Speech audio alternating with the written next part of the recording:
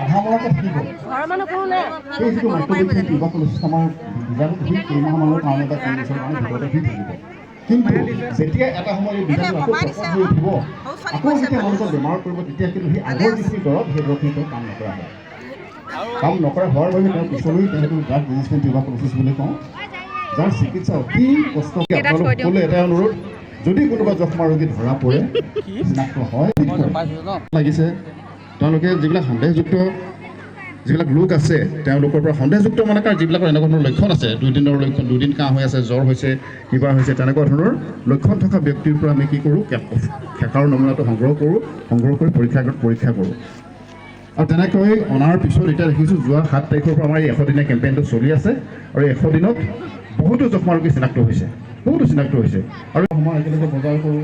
একেলগে কেজিএম পালানি দায়িত্বটো যাৰ বাবে মেলাখন পাতিছে যে পৰিপুষ্টি কাৰণ আমাৰ শৰীৰত পুষ্টিটো পৰা মাত্ৰা যেতিয়া আমাৰ শৰীৰত পুষ্টিটো কমি যাব এই যে